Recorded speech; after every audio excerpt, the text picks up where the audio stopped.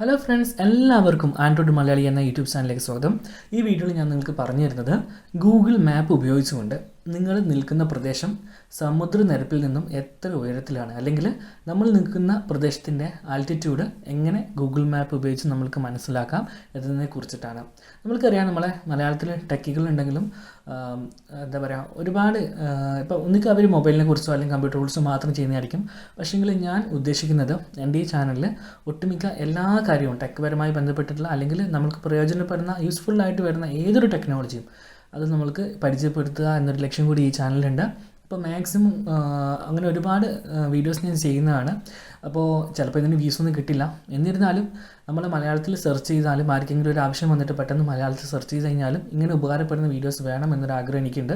കാരണം എനിക്ക് അങ്ങനത്തെ വീഡിയോസ് ചെയ്യാൻ വേണ്ടി കൂടുതൽ താല്പര്യമുള്ള ഒരാളാണ്.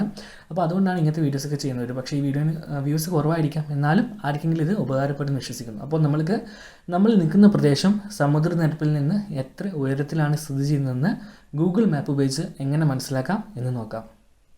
ഓക്കെ, അപ്പോൾ നിങ്ങൾ നേരെ ഗൂഗിൾ മാപ്പ് ഓപ്പൺ ചെയ്യുക. ഗൂഗിൾ മാപ്പ് ഓപ്പൺ ചെയ്തതിന് ശേഷം നിങ്ങൾക്ക് ഇവിടെ 3 ഓപ്ഷൻസ് ഉണ്ട്: ഡീഫാൾട്ട്, സാറ്റലൈറ്റ്, അതുപോലെ ടെറൈൻ എന്നുള്ള ഓപ്ഷൻ ഉണ്ട്. ടെറൈൻ സെലക്ട് ചെയ്യാം.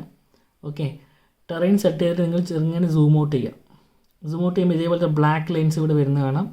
ആ ബ്ലാക്ക് ലൈൻസ് വന്നു കഴിഞ്ഞാൽ നിങ്ങൾക്ക് അവിടെ കാണാൻ വേണ്ടി പറ്റും. ഞാൻ ഡിസ്പ്ലേ മാറ്റിയതുകൊണ്ടാണ് കേട്ടോ എൻ്റെ ഡിസ്പ്ലേയിൽ ചെറിയ വൈബ്രേഷൻ ഉള്ളത്.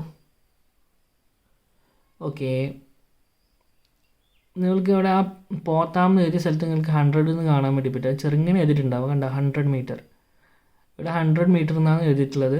സോ അത് ചെറുങ്ങനെ എഴുതിയിട്ടുള്ളൂ, നിങ്ങൾക്ക് അവിടെ നിന്ന് അങ്ങനെ കാണാൻ വേണ്ടി പറ്റും.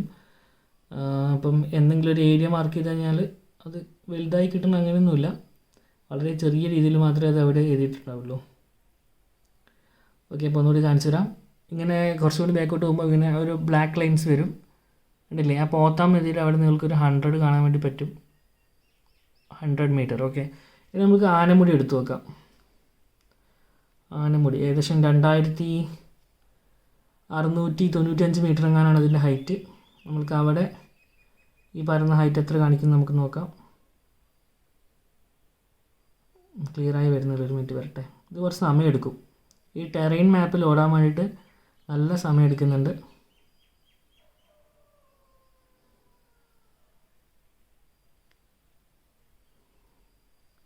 ഓക്കെ, ഇവിടെ നിങ്ങൾക്ക് എടുത്താൽ കാണാം 2400, 2500, കണ്ടില്ലേ?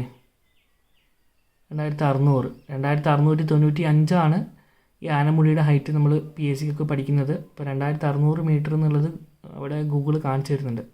അപ്പോൾ ഇത്തരത്തിൽ നമ്മൾ ടെറൈൻ എടുത്തിട്ട് ബാക്ക് ഔട്ട് ചെയ്തതിന് ശേഷം, സൂം ഔട്ട് ചെയ്തതിന് ശേഷം നമ്മൾക്ക് ഈ ബ്ലാക്ക് ലൈൻസ് നോക്കി കഴിഞ്ഞാൽ, ഈ ബ്ലാക്ക് ലൈൻസ് പറഞ്ഞാൽ ഏകദേശം ഒരേ ഹൈറ്റ് ഉള്ള സ്ഥലങ്ങൾ തമ്മിൽ ബന്ധിപ്പിച്ച് വരയ്ക്കുന്നൊരു ലൈനാണ്.